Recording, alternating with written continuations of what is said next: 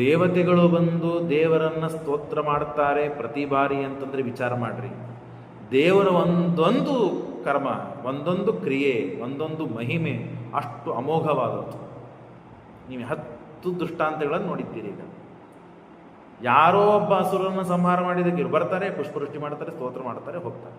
ನಲ್ಕೂಬರವನಿಗರಿವರನ್ನು ಉದ್ಧಾರ ಮಾಡಿದ ಪರಮಾತ್ಮ, ಅಲ್ಲಿ ಉದ್ಧಾರ ಮಾಡಿದ್ದಾನೆ, ಹಾಗಾಗಿ ಅವರು ಸ್ತೋತ್ರ ಮಾಡಿದ್ರು ಅಂದ್ರೆ ಅಡ್ಡಿ ಇಲ್ಲ. ಕೆಲವರು ಅದು ಮಾಡಂಗಿಲ್ಲ, ಇರಲಿ ಅಂತೂ ಸ್ತೋತ್ರ ಮಾಡಿ. ಹೀಗೆ ಯಾವ ಪ್ರಸಂಗಗಳು ಬಂದಿದೆ ನೋಡ್ರಿ, ಎಲ್ಲ ಪ್ರಸಂಗಗಳಲ್ಲಿ ದೇವತೆಗಳು ಬಂದು ಪುಷ್ಪವೃಷ್ಟಿ ಮಾಡಿ, ಸ್ತೋತ್ರ ಮಾಡಿ, ಪ್ರಶಂಸೆ ಮಾಡಿ ಹೋಗ್ತಾರೆ. ಇದರಿಂದ ನಾವು ಅರ್ಥ ಮಾಡಿಕೊಳ್ಳಬೇಕಾದದ್ದೇನು ಅಂದರೆ, ಯಾವುದೇ ಸತ್ಕರ್ಮ ಇರಲಿ ಅದನ್ನು ಪ್ರಶಂಸಾ ಮಾಡಬೇಕು, ಯಾವುದೇ ಅಸತ್ಕರ್ಮ ಇರಲಿ ಅದನ್ನು ನಿಂದಾ ಮಾಡಬೇಕು. ಸಜ್ಜನರನ್ನು ಸ್ತೋತ್ರ ಮಾಡಬೇಕು, ದುಷ್ಟ ಜನರನ್ನು ನಿಂದಾ ಮಾಡಲಿಕ್ಕೆ ಸಾಧ್ಯವಾಗದಿದ್ದರೆ ಉದಾಸೀನಾದರೂ ಆಗಬೇಕು. ಸತ್ಕರ್ಮ ಅಸತ್ಕರ್ಮ, ದುಷ್ಟರು ಸಜ್ಜನರು, ಇದನ್ನು ನಾವು ವಿಭಾಗ ಮಾಡಿಕೊಂಡು ಅರ್ಥ ಮಾಡಿಕೊಂಡು ನಾವು ತಿಳಿದುಕೊಂಡ್ರೆ ನಮ್ಮ ಮನಸ್ಸು ಶುದ್ಧವಾಗ್ತದೆ. ಯಾವ ಮನಸ್ಸಿನ ರೋಗ ನಮಗೆ ಬಂದು ಅಂಟುವುದಿಲ್ಲ. ಕಾಮಕ್ರೋಧಗಳು ವಶವಾಗ್ತದೆ. ಆ ಕಾಮಕ್ರೋಧಗಳನ್ನು ದೂರ ಚೆಲ್ತೇವೆ, ನಮ್ಮ ಮನಸ್ಸು ನಮ್ಮ ವಶವಾಗ್ತದೆ. ಹಾಗಾಗಿ ಈ ಎಲ್ಲ ಮಾತುಗಳು ಬ್ರಹ್ಮಾದಿಭಿ ಕುಸುಮ ವರ್ಷವೀರ್ ಇಡ್ಯಮಾನ ಸಾಯಂಯೋ ವ್ರಜಭುವಂ ಸಹಿತೋಗ್ರಜೇನ, ದೇವತೆಗಳು ಎಲ್ಲ ಬಂದು ಸ್ತೋತ್ರ ಮಾಡಿದ್ದಕ್ಕೆ ಭಗವಂತ ಆಶೀರ್ವಾದ ಮಾಡಿದ. ಆ ಬಲರಾಮನ ಜೊತೆಗೆ ಕೃಷ್ಣ ತಾನು ಗೋಕುಲಕ್ಕೆ ತಿರುಗಿದ್ದಾನೆ. ಎಷ್ಟು ಅಮೋಘ ಇರ್ಬೇಕು ನೋಡ್ರಿ. ದೇವರು ಒಂದೊಂದೊಂದೊಂದೊಂದೊಂದು ಲೀಲೆಗಳನ್ನು ತೋರಿಸ್ತಾ ಇದ್ದಾನೆ. ನಮ್ಮ ಮನೆಯಲ್ಲಿ ಸಣ್ಣ ಮಕ್ಕಳು ಪಾಪಗಳು ಇದ್ದಾಗ ಏನೋ ಸಣ್ಣ ಸಣ್ಣ ಕೆಲಸಗಳು ಮಾಡ್ತದೆ, ನಗ್ತೇವೆ, ಸಂತೋಷ ಪಡ್ತೇವೆ. ಕೆಲವೊಮ್ಮೆ ಅದು ಬಿತ್ತು ಅಂದ್ರೆ ಅಳತೇವೆ, ಅದಕ್ಕಾದ ಸುಖ ದುಃಖಗಳು ನಮಗೆ ಆಗಿವೆ ಅಂತ ನಾವು ಭಾವಿಸ್ತೇವೆ. ಯಾಕೆ?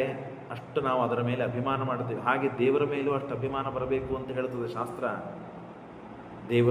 ದೇವರು ಯಾರನ್ನು ಸಂಹಾರ ಮಾಡಿದ ಸಂತೋಷ ಪಡಬೇಕು. ನಮ್ಮ ಕೂಸರಿ, ನಮ್ಮ ಮಗರಿ, ನಮ್ಮ ಮಗಳರಿ, ಈ ಕೆಲಸ ಮಾಡಿದ್ರಿ, ಆ ಕೆಲಸ ಮಾಡಿದ್ರಿ ಅಂತ ನಾವು ಬಾಯಿ ತುಂಬ ಮನಸ್ಸು ತುಂಬ ಹಂಚಿಕೊಳ್ತೀವಲ್ಲ ಇನ್ನೊಬ್ಬರ ಮುಂದೆ. ತಪ್ಪಲ್ಲ, ಸರ್ವತ್ರ ತಪ್ಪಲ್ಲ, ಅವಶ್ಯವಾಗಿ ಹಂಚಿಕೊಳ್ಳಬೇಕು. ಅಷ್ಟೇ ಅಲ್ಲ, ನಮ್ಮ ಮೊಮ್ಮಕ್ಕಳ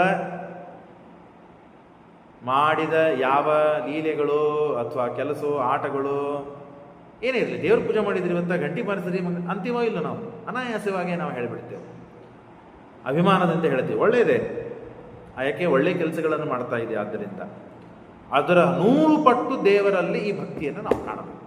ಇದೇ ಹೇಳ್ತದೆ ಶಾಸ್ತ್ರ. ತಾಯಿ, ತಂದೆ ತಾಯಿಗಳು, ಅಜ್ಜ ಯಾವ ರೀತಿಯಾಗಿ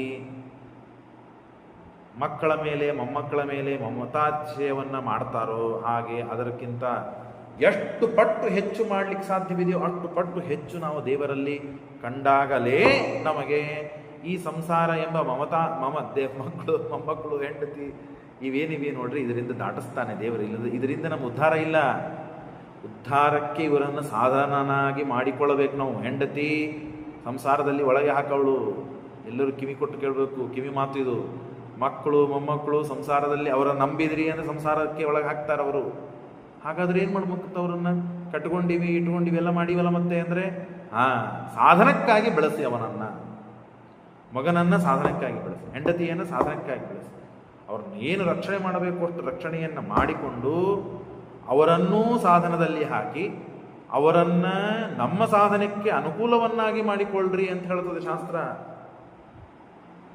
ಸಂಸಾರ ಮಾಡಲಿಕ್ಕಾಗಿ ಹೆಂಡತಿ ಮಕ್ಕಳನ್ನು ಕೊಟ್ಟಿಲ್ಲ, ಸಂಸಾರದಿಂದ ದಾಟೋದಕ್ಕಾಗಿ ಹೆಂಡತಿ ಮಕ್ಕಳನ್ನು ಕೊಟ್ಟಿದ್ದು. ಎಷ್ಟು ಮಹತ್ವದ ವಿಚಾರ ಇದೆ ನೋಡಿ. ಸಂಸಾರದಿಂದ ಪಾರಾಗಲಿಕ್ಕೆ ಹೆಂಡತಿ ಮಕ್ಕಳು, ಗುರು ಶಿಷ್ಯರು, ದೇವದೇವತೆಗಳು, ಬಂಧು ಬಾಂಧವರು, ಅದನ್ನು ನಾವು ಬಿಟ್ಟು ಬಿಡ್ತೇವೆ. ಆ ಅಂಶವನ್ನು ಬಿಟ್ಟು ಬಿಡ್ತೇವೆ. ಆ ಅಂಶವನ್ನು ಬಿಟ್ಟಿದ್ದಕ್ಕೆ ಸಂಸಾರದಲ್ಲಿ ಈಗೂ ಇದ್ದೇವೆ ನಾವೆಲ್ಲರೂ. ನಾವೆಲ್ಲರೂ ಯಾಕಿದ್ದೀವಿ ಹಾಗಾದರೆ? ಅವರನ್ನೇ ಹಿಂಬಾಲಿಸ್ತೇವೆ, ಅವರನ್ನೇ ವಿಶ್ವಾಸ ಮಾಡುತ್ತೇವೆ. ಯಾವುದೋ ಒಂದರಲ್ಲಿ ನಾವು ಮಿಸ್ಟೇಕ್ ಮಾಡ್ತಾ ಇದ್ದೇವೆ, ಯಾವುದೋ ಒಂದರಲ್ಲಿ ತಪ್ಪು ಮಾಡ್ತಾ ಇದ್ದೇವೆ. ತಪ್ಪು ಏನು ಮಾಡ್ತಾ ಇದ್ದೇವೆ ಅಂತೂ ನಮಗೆ ಗೊತ್ತಿದೆ, ಅದನ್ನು ಬಿಡ್ಲಿಕ್ಕಾಗ್ತಾ ಇಲ್ಲ. ಇದೇ ಸಮಸ್ಯೆ ಇದೆ ನಮಗೆ. ಯಾವುದು ತಪ್ಪು ಮಾಡ್ತಾ ಇದ್ದೇವೆ ಅಂತ ನಮಗೆ ಕೆಲವರಿಗೆ ಗೊತ್ತೇ ಇರೋದಿಲ್ಲ. ಗೊತ್ತಿದ್ದವರಿಗೆ ಬಿಡ್ಲಿಕ್ಕಾಗ್ತಾ ಇಲ್ಲ. ಬಿಡ್ಲಿಕ್ಕಾಗದೇ ಇದ್ದವ್ರು ಯಾರು ಅಂದ್ರೆ ನಮ್ಗೆಲ್ಲರೂ. ಹಾಗಾಗಿ ಸಂಸಾರದಲ್ಲಿ ಇದ್ದವ್ರು ನಾವು. ನಮ್ಮದೇನಾದರೂ ಹೋಯಿತು ಅಂದರೆ ದುಃಖ ಆಗ್ತದೆ, ನಮಗೇನಾದರೂ ಒಳ್ಳೇದಾಯಿತು ಅಂದರೆ ಸಂತೋಷವಾಗ್ತದೆ. ಯಾಕೆ? ನಾನು ನಂದು, ನಾನು ನಮ್ಮದು, ನಮ್ಮವರು, ನಮ್ಮ ಬಂಧು ಬಾಂಧವರು ಅಂತ ಅಭಿಮಾನ ಮಾಡ್ತೇವಲ್ಲ. ಈ ಅಭಿಮಾನ ದೇವರಲ್ಲಿ, ನಮ್ಮ ತತ್ವಾಭಿಮಾನಿ ದೇವತೆಗಳಲ್ಲಿ ಸುಧಾಕಾಲ ನಮ್ಮನ್ನು ರಕ್ಷಣೆ ಮಾಡ್ತಾರೆ. ತತ್ವಾಭಿಮಾನಿ ದೇವತೆಗಳು ವಾಗೇಂದ್ರಿಯ ಆದಂತಹ ವರುಣ, ಅಗ್ನಿ ಹೋಗ್ಬಿಟ್ರು ಬಾಯಿಂದ ಹೊರಗಡೆ ಅಂದ್ರೆ ಮೂಕಾಗಿ ಬಿಡ್ತೀವಿ ನಾವು, ಮಾತಾಡಲಿಕ್ಕೆ ಬರುವುದಿಲ್ಲ. ಚಕ್ಷುರಾಭಿಮಾನಿಯಾದಂಥವ್ರು ಹೊರಗಡೆ ಹೋದರು ಅಂತಂದರೆ ನಮಗೆ ಕಣ್ಣೇ ಕಾಣೋದಿಲ್ಲ. ಕಣ್ಣು ಹೋದದ್ದನ್ನು ತಂದುಕೊಡ್ಲಿಕ್ಕೆ ಸಾಧ್ಯವಾ ಹೆಂಡತಿ ಮಕ್ಕಳಿಗೆ, ಬಂಧು ಬಾಂಧವರಿಗೆ? ಇಲ್ಲ.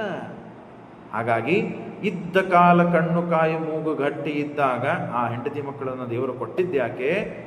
ಅವರನ್ನು ಸಾಧನದಲ್ಲಿ ಪ್ರವೇಶ ಮಾಡಿಸಿ ನಾವು ಸಾಧನದಲ್ಲಿ ತೊಡಗಿ ಇಬ್ಬರೂ ಉದ್ಧಾರವಾಗಲಿಕ್ಕಾಗಿ, ಇಬ್ಬರು ಸಂಸಾರದಲ್ಲಿ ಬಿಡೋದಕ್ಕಾಗಿ ಅಲ್ಲ. ಬ್ರಹ್ಮದೇವರು ಪ್ರತಿ ಹಂತಕ್ಕೂ, ಎಲ್ಲ ದೇವತೆಗಳು ಪ್ರತಿ ಹಂತಕ್ಕೂ ದೇವರಿಗೆ ನಮಸ್ಕಾರ ಮಾಡ್ತಾ, ಸ್ತೋತ್ರ ಮಾಡ್ತಾ ತಿಳಿಸ್ತಾ ಇದ್ದಾರೆ.